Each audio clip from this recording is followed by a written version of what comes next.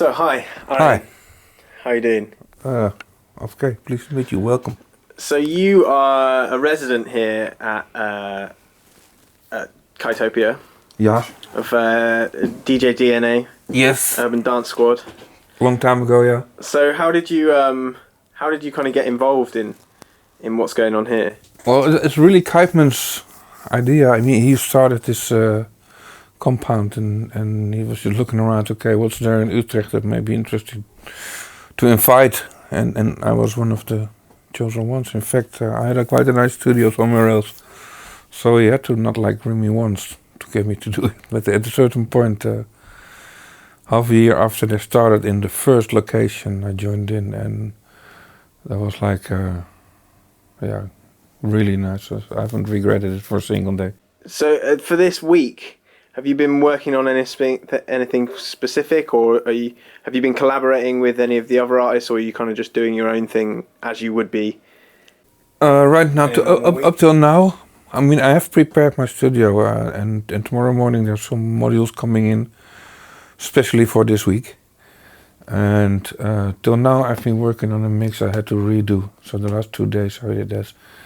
And I hope to do a collaboration with Steve Rachmat, who's coming in later this afternoon.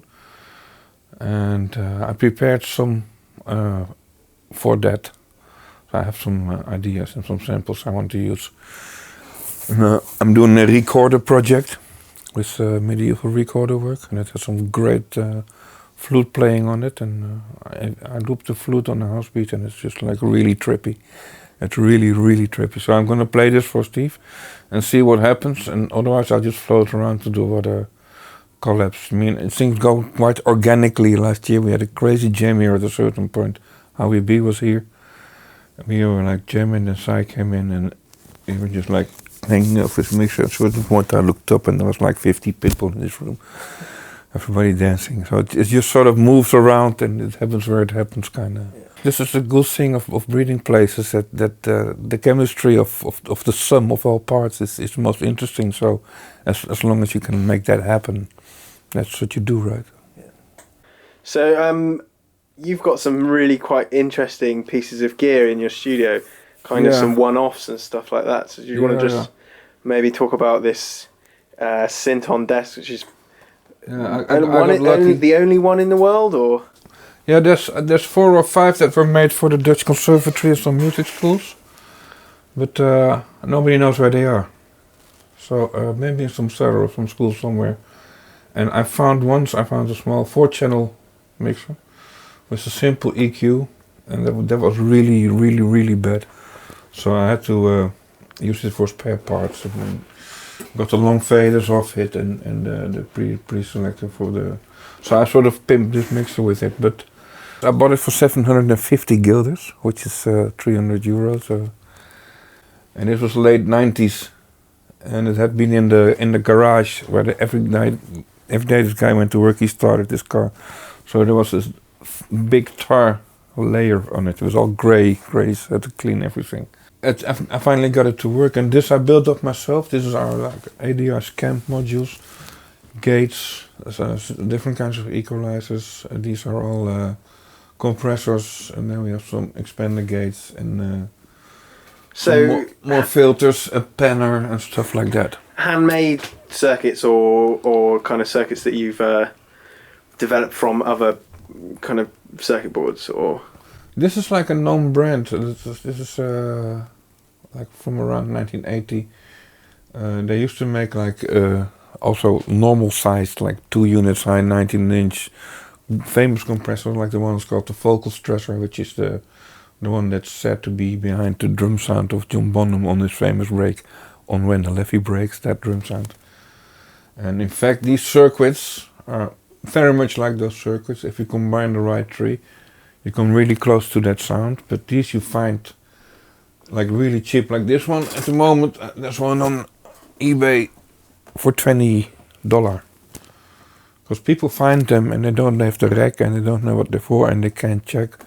So most of them I paid like $75 each. And then of course there's the repair cost, which is a little more. But in the end, it's like cheaper than buying They're real compressors, and they're really close to that quality. So I'm quite happy with this setup, and it also belonged to the original idea of this table. Like the guy that built it made 60 insertion points in the back, and there was one of the racks was already not really filled with the table when I bought it. So yeah, I just complete the plan, and it sounds really cool. I'm from like back in the days where like old school hip hop and the really raw first house and dance beats. Also the garage sound in New York. The gear these people would be working on is this gear.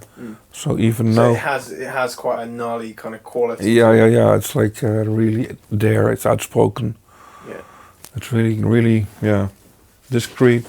I love it. I have great fun with the machine. And then I have some little other synth on nice machines. This is like one of the first Bucket Brigade delays. And here I have a synth on equalizer. It's a 4-band sweep. And then there is a phaser. And for the rest I have at this moment not complete synth on 3000 modular. And you've also got one very heavily used vocoder. A very famous vocoder, right? Yeah, I do.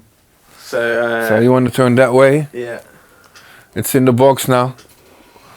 That's Sennheiser VSM 201 vocoder. Its serial number is 4.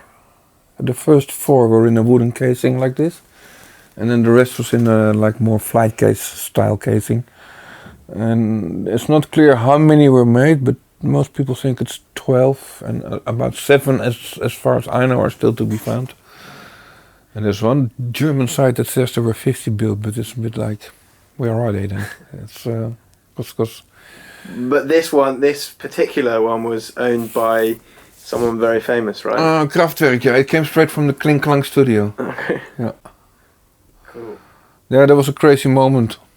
It was for sale, and I thought, okay. Did you know it was the Kraftwerk? Yeah, I know. Of course, I'm a great Kraftwerk fan, like from the very early days. And I've seen many of their concerts. And for me, this is the Bible, like this vocoder. So when it was for sale, then I didn't really have to think. Like, there was a shitload of money, but then I don't drive a car. I never bought something expensive like that.